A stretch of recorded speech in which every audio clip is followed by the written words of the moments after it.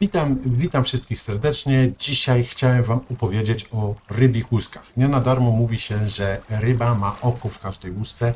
Dzisiaj dowiemy się troszkę z budowy łuski, a na samym końcu opowiem Wam, jak zdobyć tą jedną albo dwie jedyne unikatowe łuski ze świątecznego karpia, które przyniosą Wam miłość, szczęście, zdrowie i pieniądze. Zostańcie do końca, a dowiecie się, jak tego czynu dokonać.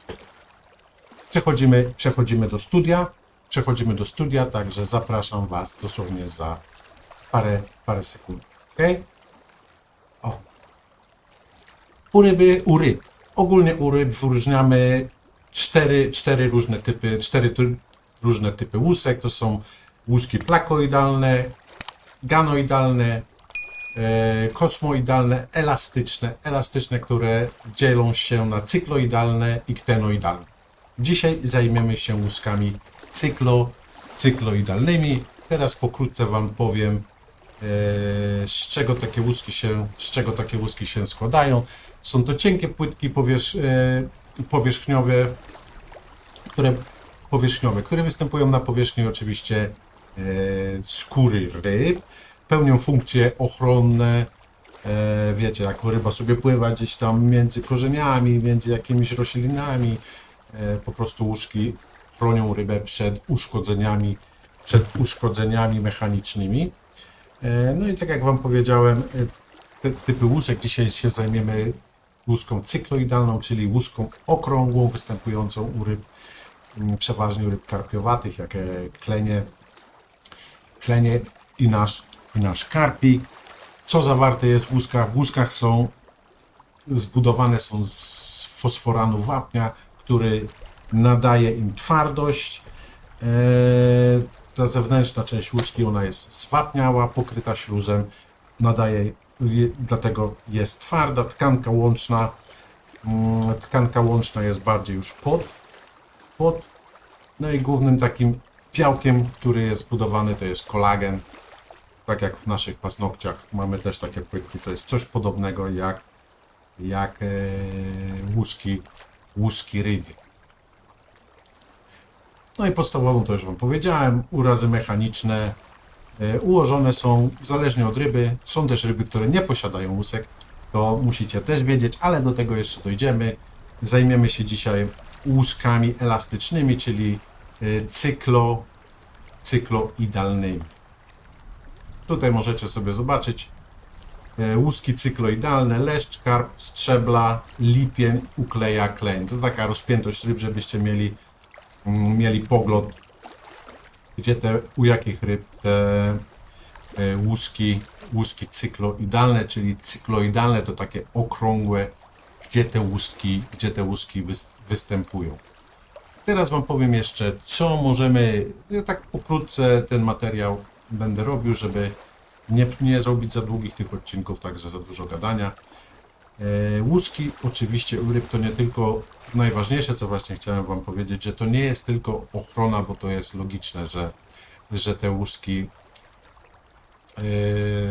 dają rybie ochronę. Tam w łuskach jeszcze występują inne substancje, które są pozyskiwane na przykład do produkcji niektórych kosmetyków. Jest tam na przykład taka jedna substancja, która nadaje łuskom srebrzysty kolor. Zaraz może Wam poszukam tej substancji, albo nie, czekajcie. Jesteśmy tutaj. Co możemy wyczytać? Już Wam mówię. Guanina. Guanina jest to związek chemiczny należący do zasad purynowych, występujący w postaci kryształków w łuskach. Guanina odpowiada za charakterystyczny, często metaliczny lub perłowy połysk łusek, ponieważ odbija i przepuszcza światło. Guanina. I ta guanina jest pozyskiwana z rybiej łuski, żeby produkować na przykład, to powiemy sobie w innych odcinkach. I teraz przechodzimy do sedna sprawy. Co Wam chciałem powiedzieć? Bo łuska każdy da, wiecie. Łuska, nie?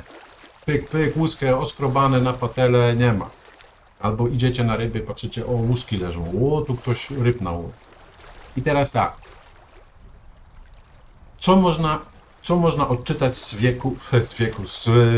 już zdradziłem, co można odczytać na przykład z takiej rybiej łuski? Otóż, drodzy widzowie, z łuski możemy odczytać wiele rzeczy. Na przykład możemy określić wiek ryby taką łuską. To przypomina bardziej takie pierścienie. To oczywiście zaraz Wam zademonstruję, tylko powiem Wam, co możemy odczytać. Tempo wzrostu ryby, jak ryba szybko rosła w danym roku, możemy odczytać. Warunki środowiska. Na przykład, czy mogą zawierać ślady substancji chemicznej, które na przykład, tak jak u nas robi się badania z włosa i wychodzi, że coś mnie tam na gardle i wychodzi z włosa, że mamy dużo tam czegoś, czy za mało czegoś. Tak samo z rybiej łuski możemy wyczytać, możemy znaleźć jakieś tam minerały, tak?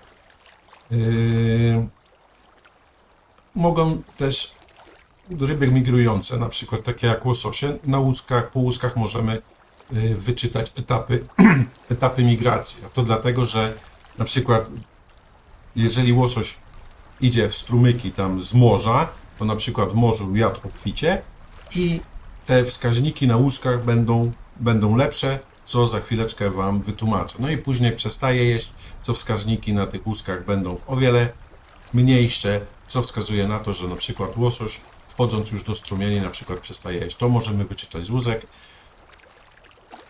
Możemy wyczytać także historie życiowe ryby, takie jak na przykład urazy mechaniczne, przebyte choroby. To wszystko można oczywiście w warunkach już takich bardziej laboratoryjnych wyczytać z tego. No i są deformacje łusek, po których można poznać, bo są niektóre choroby, które deformują łuski, po tym też można poznać. No i oczywiście, tak jak Wam powiedziałem, różne typy łusek mają różne gatunki ryb. Są oczywiście ryby bezłuskowe, tak?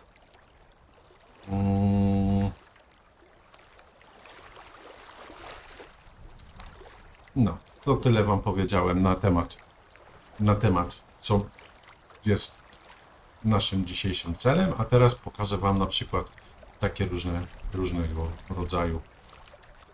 No tutaj mamy jak skrobać karpia, ale ja Wam pokażę to, co chcieliście, co Wam przed chwilą powiedziałem. I jesteśmy tutaj, nie wiem, czy będzie to dobrze widać. Tutaj macie taką linijkę z podziałkami, tak? I teraz widzicie w tych podziałkach na przykład od zalążka, nie wiem, czy to dobrze widać, od tego zalążka to jest czas, kiedy ryba się urodziła i zaczęła mieć już łuskę, tak? I teraz zobaczcie, tutaj w tym okresie ryba była najmłodsza, bo liczymy słoje tak jak w drzewie. W tym okresie ryba była najmłodsza i zobaczcie, tu jest najciemniejszy kolor tych takich małych linii, tych linii w koło. Te linie w koło to jest po prostu, te małe linie to są warunki, które właśnie określają, że ta ryba w tym okresie miała najlepszą dostępność pokarmową i najwięcej tego pokarmu spożywała, tak? To są te drobne linie. I teraz podział na tej skalce, widzicie?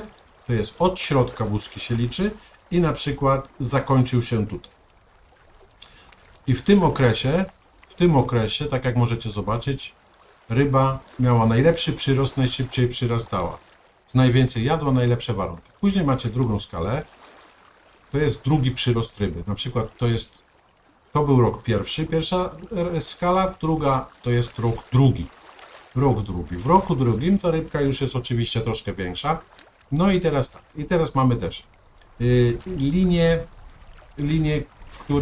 z których możemy wyczytać, czy ta ryba akurat czy była dostępność pokarmowa, mogła to być zima, czyli na przykład te białe przerwy między tymi liniami, to może być na przykład, że słaba dostępność pokarmowa, bo to jest roczna, czyli zawarta tutaj jest także zima, chodzi o, mówię tak jak o karpie, nie? To dotyczy głównie karpia naszego polskiego.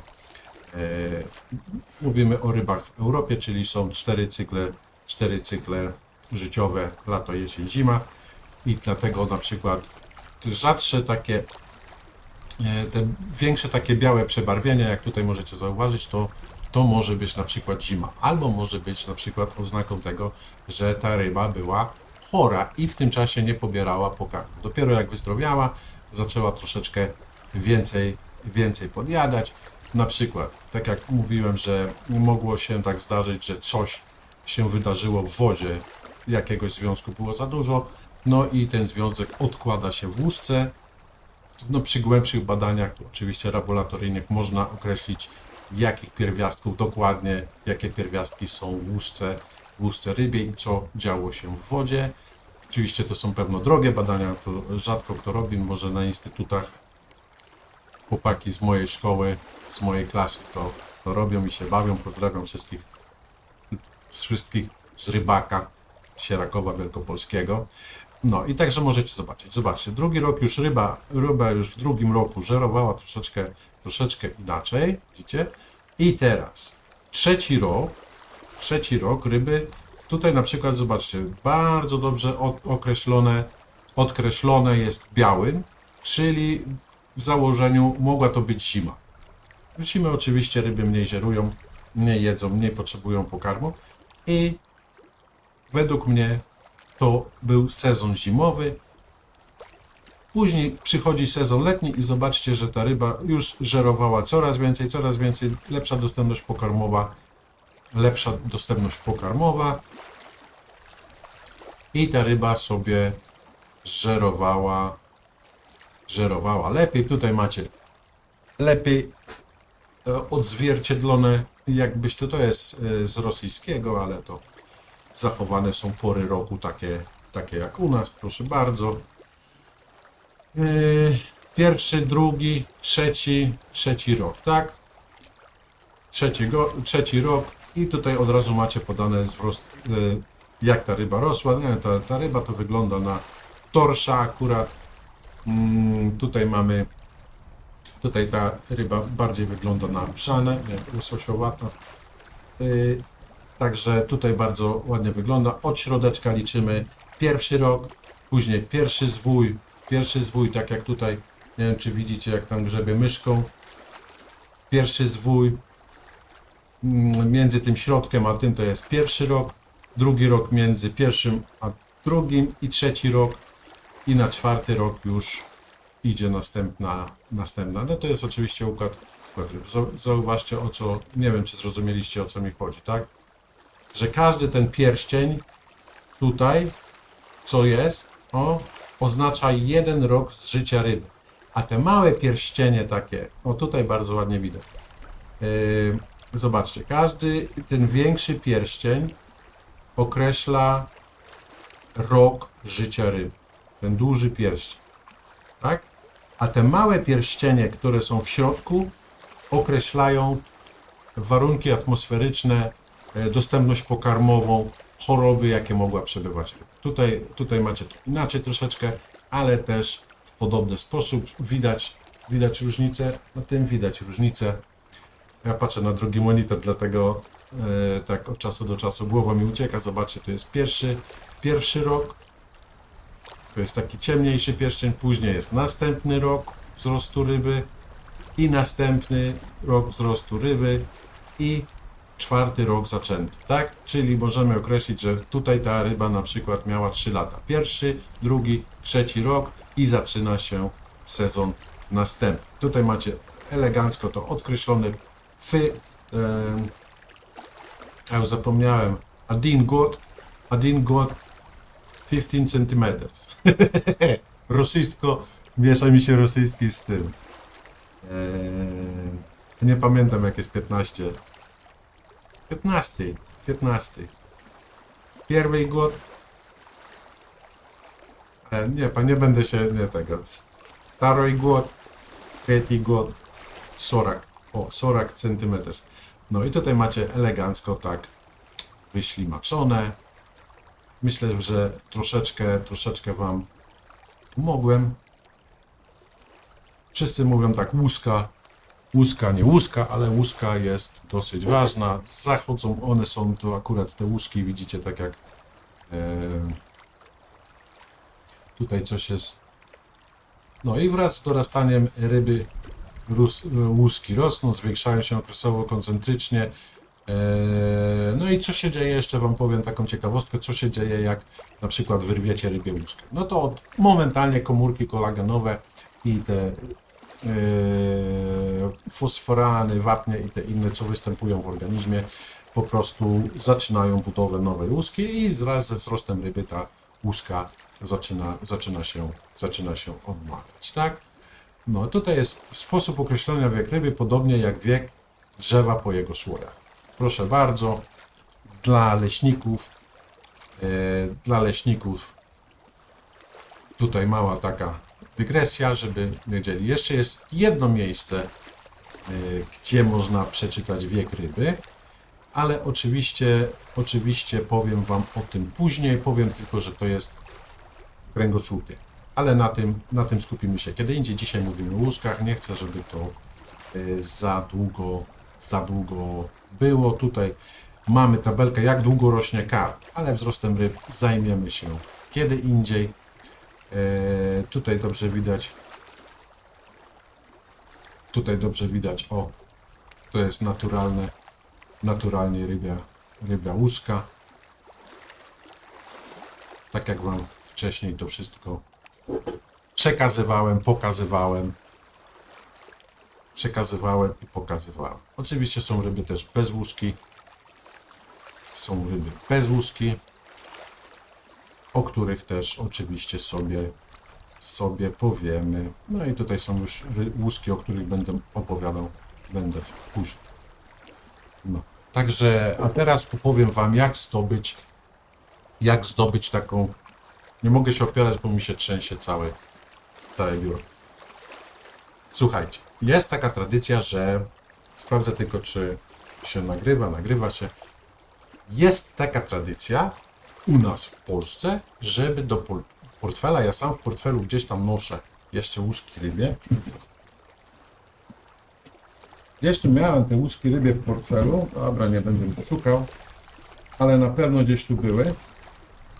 W każdym bądź razie opowiem Wam, co trzeba zrobić, żeby taką łuskę mieć, żeby przynosiła to wszystko, co Wam opowiedziałem wcześniej. Tu sobie przełączę jeszcze na. Wydaje mi się, że to będzie odpowiedniejsze jeszcze do naszego tematu. I teraz co zrobić? Kupujemy karpia na święta i trzymamy tego karpia w wannie. Ludzie dosypują sól albo cukier, żeby oczyścić mięso z karpia, co jest kompletną bzdurą. Mniejsza o to taka dygresja. I teraz, żeby pozyskać taką łuskę, to musimy przekonać teściową, żeby dzień przed zamordowaniem karpia, żeby dzień przed zgilotynowaniem karpia weszła do wanny z tymi karpiami i pamiętajcie, co jest ważne, teściowa wtedy musi mieć 3 zęby. Tak jak się mówiło, że że jeden do otwierania piwa, a drugi, żeby bolał, no to musi być jeszcze jeden ten u dołu taki, wiecie? Taki tutaj, tak, żeby było to coś takiego. A do czego to jest potrzebne? To jest potrzebne do tego, już zaraz Wam wytłumaczę. Teraz tak, ta teściowa ma te 3 zęby. Jeden do otwierania piwa, jeden, żeby bolał i jeden ten taki kasownik, nie? Dajmy na to, że kasownik. I teraz teściowa wchodzi do wanny, musicie ją przekonać, żeby wlazła do wanny. Oczywiście nie na golasa, żeby nie było tego, nie? Wchodzi teściowa do wanny i teraz musi giglotać karpia pod brzuszkiem, tak? I teraz tymi trzema zębami musi wyrwać trzecią łuskę, pamiętajcie, trzecią łuskę od pierwszego promienia płetwy grzbietowej. Musi wyrwać tymi zębami i to jest jedna z tych szczęśliwych łusek, a następną taką szczęśliwą łuską to jest środkowa łuska przy nasadzie ogona. Tak jak ogon jest tak, tak? To tutaj jest środek tego. Nie wiem, czy będziecie widać to na kamerze. O, i tutaj, i tymi zębolkami musi wyrwać tą łuskę. I to są dwie najbardziej pożądane łuski z karpia i wtedy będziecie mieli kasę, szczęście i od teściowej będziecie mieli też. No i oczywiście musicie te łuski ciągnąć, wyczyścić, opłukać z tego jadu, wysuszyć, włożyć sobie do portfela. W ramach rozmnożenia się kasy, szczęścia. No i liczyć na cud, że to wszystko się spełni, mając te łuski. Na tym dzisiaj zakończymy wykład. Pozdrawiam Was serdecznie. Lajkujcie, subskrybujcie. Rób ta co chce ta. Wodą cześć. I pamiętajcie, ryba nie myśli, ale swoje wie. Pozdrawiam serdecznie i do następnych filmów. Trzymajcie się. Hej.